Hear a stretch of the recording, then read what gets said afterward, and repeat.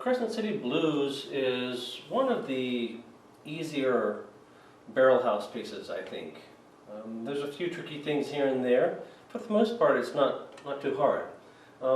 It is apparent that Montgomery uses a fair amount of pedal. Not that anything gets really mushy, but especially for, a lot of the time you have this ragtime type of bass. And so you probably have the pedal going from pedal and then up. Just like you would do with a ragtime piece. I have a little note here on measure 10, grace notes before the beat. And so these first three notes, like there, that would come before the E flat in the left hand.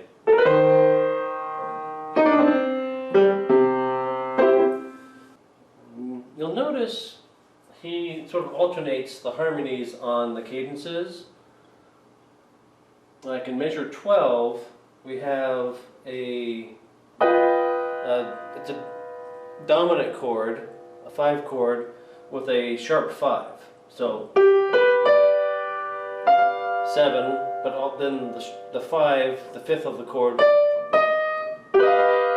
so is raised. But then the next cadence at measure 21, 22, 23, 24, he just does a regular 5/7 chord. I don't indicate it in the score, but the 8th note should be swung. And so that's, particularly obvious, like at measure 49 when you have a walking bass.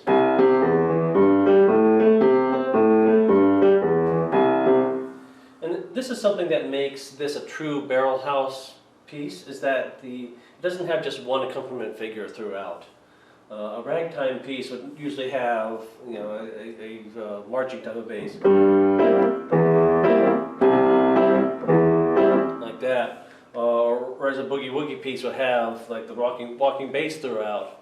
This barrel house tends to mix up the different accompaniment styles. Okay, at measure 61, there's a passage that doesn't have pedal on it. I would say 61 and halfway through 67, the left hand is staccato for each beat. And so I've indicated that with staccato marks and half rests in between them. So that's all I can think of to say about Crescent City Blues at the time. If you have any questions about interpretation or maybe fingering or something like that, I can just ask me and I can try to help out with that. All right, moving on to the maw grinder. For the most part, the page of explanations will help you figure out some of the details. One thing I did want to mention is that the most difficult part of maw grinder is the D section. And so the first D section starts at measure 73, 74, 75, 76, measure 77 or 78. So you have this it's almost like a ragtime figure, but you're actually doing a whole chord. So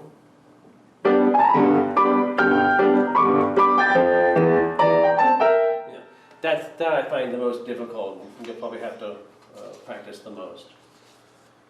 And otherwise, a lot of it's not too hard. The thing that I've had the most difficulty with is maintaining the swing during the A sections. Because what happens is that, like with a walking bass, you have the swing every other 8th note. And so both the longs and shorts are played by the same hand. With the section A of the maw grinder, you're alternating back and forth between the hands a lot of the time, and so sometimes the swung notes are in the left hand and sometimes they're in the right hand, and I find it difficult to keep the swing going for those parts, and so you just have to spend a lot of time in those A sections, playing it slow.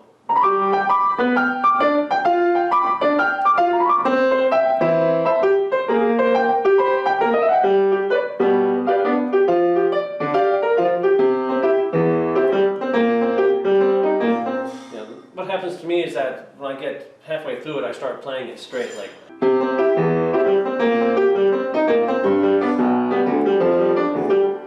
And so that's the problem that I run into. Most of the other issues, I think I cover in the page of explanations, but feel free to ask questions if you run into any problems.